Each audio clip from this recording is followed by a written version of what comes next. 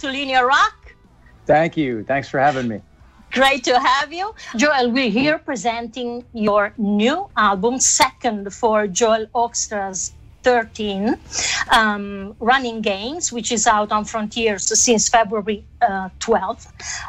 First off, in the last few years and also during the lockdown, you've been very busy all the way. We saw you with Night Ranger, Rock of Ages, Trans-Siberian Orchestra, Rock and Roll Fantasy Camp, Devil City Angels, and of course, Whitesnake.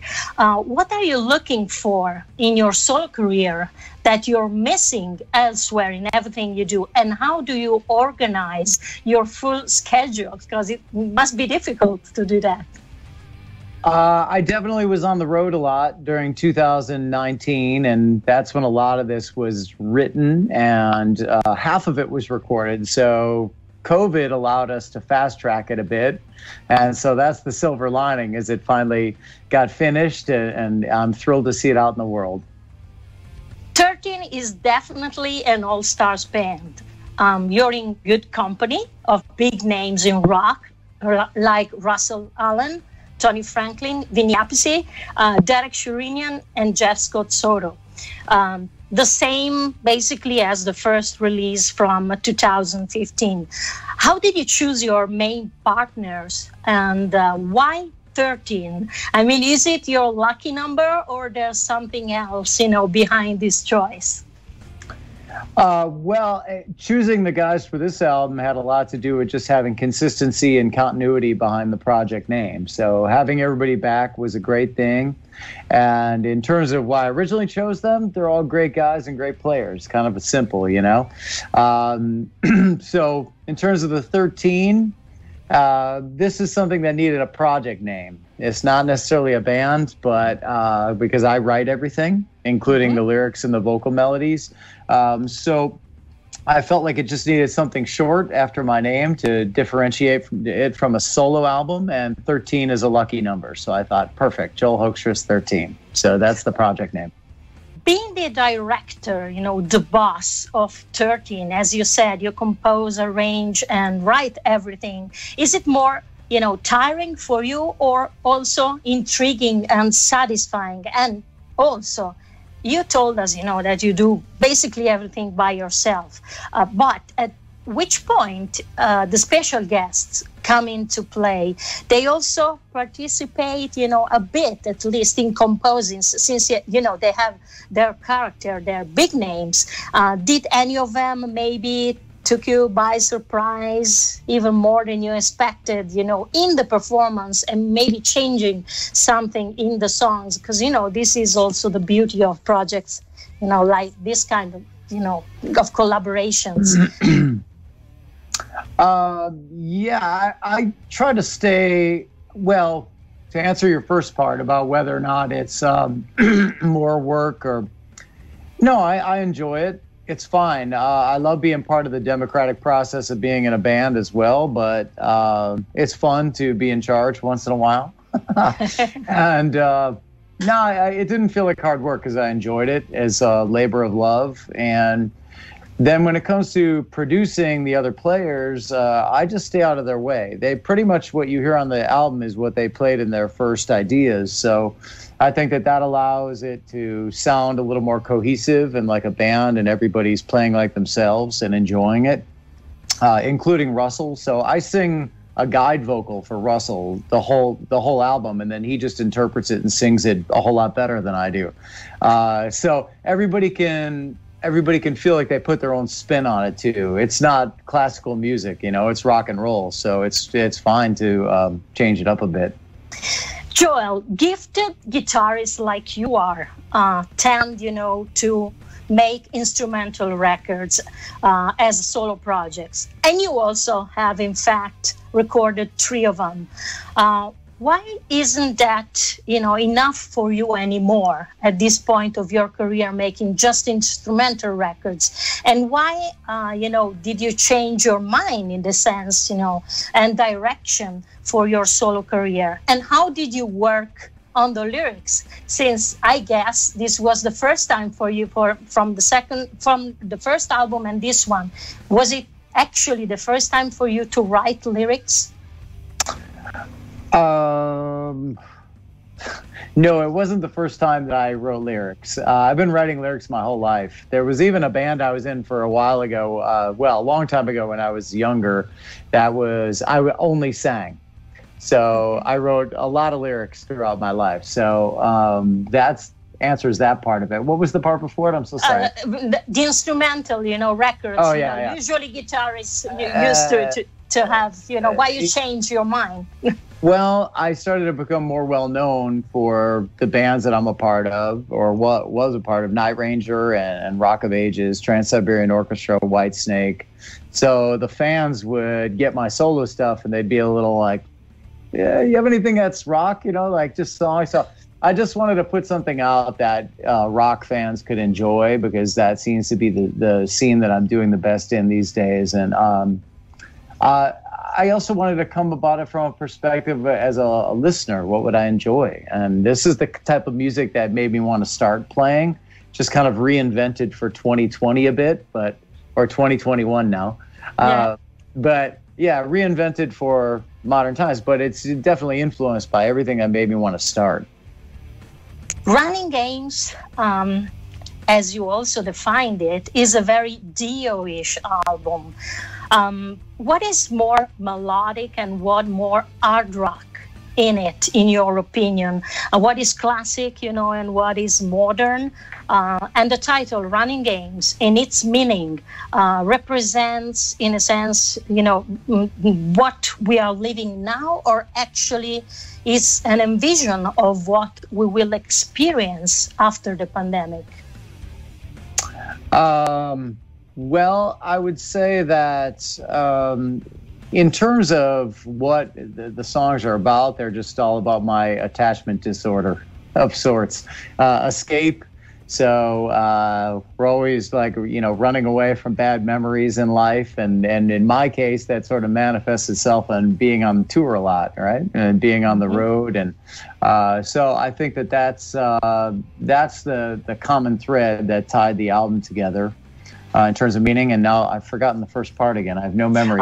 It's a very Dio-ish album. Yeah. Do you think it's more melodic, more hard rock, more classic, or more modern?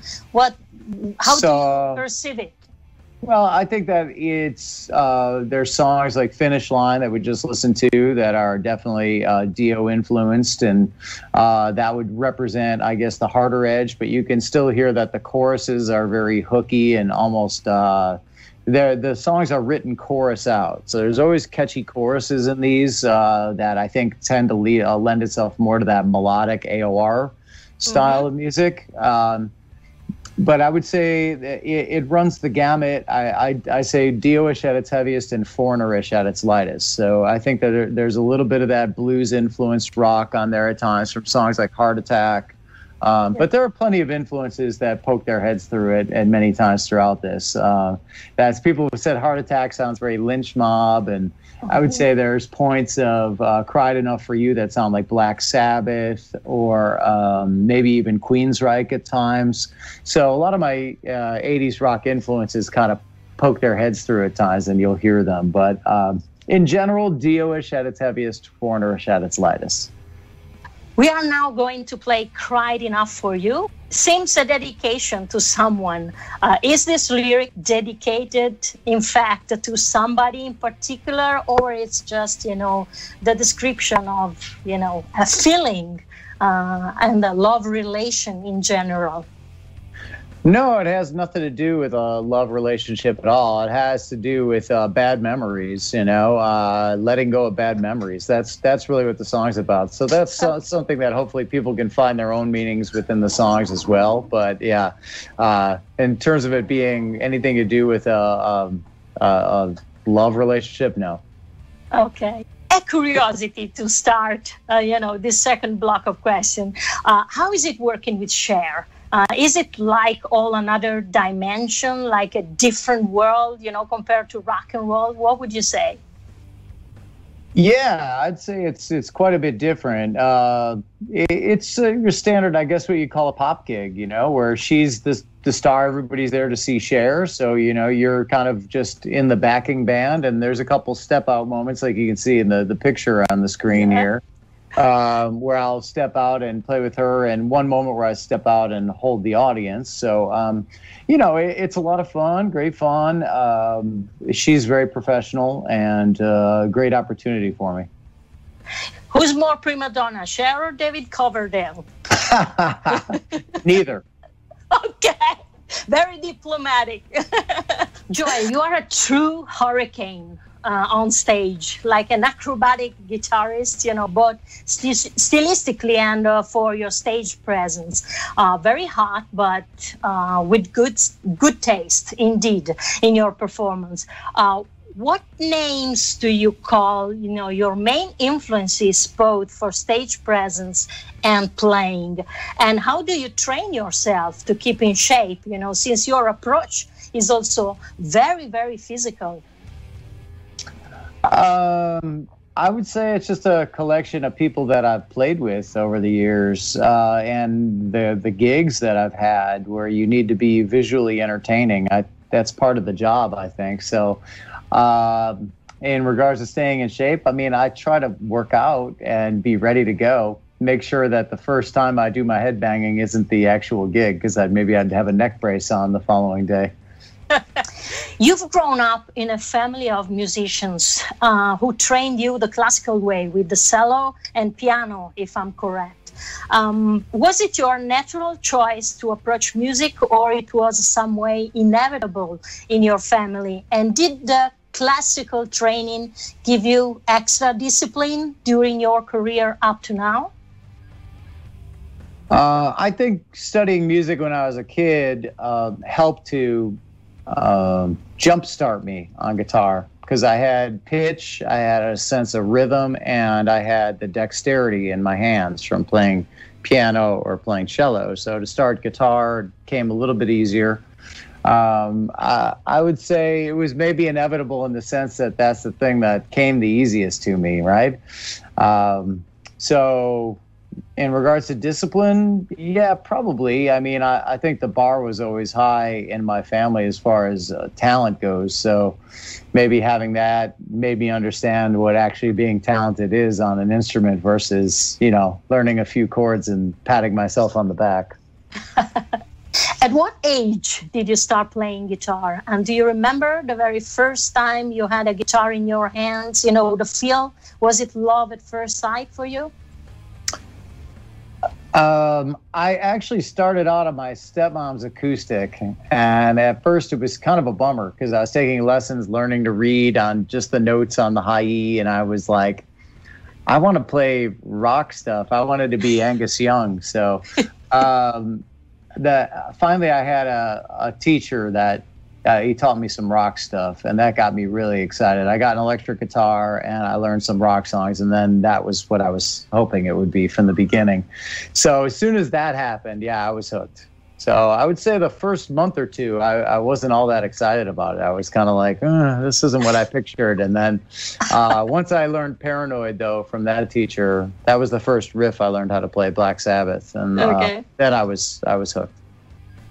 Do you still write articles for Guitar World magazine? And how was it, for you to analyze your ex-colleagues with a journalistic and critical, attitude? How was it? Here and there, we'll still do some monthly columns. It's a little bit of an on and off thing, but I have a column in Guitar World called The School of Rock, and that's gone anywhere from just fundamentals to teaching some Whitesnake stuff off of Flesh and Blood. We went through a whole run with that. And then for this particular album, we just did 3 play-along lessons that people can watch on YouTube for the solos, for Finish Line. You can see me play the whole song, but Finish Line, Hard to Say Goodbye, and the third single, How Do You. So all those are up on YouTube if people want to check it out. So Guitar World has been great to me, great partners. They really helped me get out there and get exposure, as they say. And among Whitesnake's historical guitarists, if you could turn back time, who would you like to partner with and why? That's impossible to answer. I mean, I'd be happy to work with anybody that's been in Whitesnake, because David hires players, good players. So, I mean, everybody's got their strengths and weaknesses, I suppose. I mean, it's really just a collection of great musicians. So I'd be honored to work with any of them, honestly. I was sure you were, mentioning John Sykes. I don't know why, but... Well, I mean, John is an amazing guitar player and an amazing singer, great musician. I definitely have a lot of respect for him and a ton of admiration, obviously. And that's a big part of my job, is to recreate a lot of the songs that he had a part in. So, certainly have a lot of admiration for him. And do you have freedom actually to work, on those old riffs and solos, or do you stick to the original ones? David is really good about letting us always be ourselves in the band. But that being said, I like to show a level of respect to the fans, because I think if you're used to hearing a song a certain way, you want to hear it that way live. So I do the best I can to convey that and find the balance, I guess. One more question about running games. If you have to invite, all the listeners that are with us now to go right after this interview, to buy the record, what would you say? I think if you like melodic hard rock, that's Dio-ish at its heaviest and Foreigner-ish at its lightest, then you're going to love this album. I mean, I think it's all the songs are good. I don't think there's any duds on the album, and that's what I was gunning for. It's all about the songs. It's all about being a listener. So I think you'll dig it. All killer, no filler. Ecco, così lo capisce anche lui. That's okay. That's a precise description. What do being a member of Whitesnake represents to you now at this point of your career? Is it a goal or a new starting point? How do you live it? I'm just honored to be a small part of the band's history. It's obviously... There's been a lot of great musicians in the band, and it's an amazing catalog. So I'm proud to just be a small part of that history. Joel, thanks for your time and for this interview. Everybody will surely enjoy the Running Games record, which is awesome. It's really great. And we can't wait, to see you back on the road, hopefully with this project as well. I don't know if you have any plans post-pandemic. Ciao, Joel. Thanks so much. Ciao. Thank you. Ciao, ciao. Appreciate it. Bye-bye.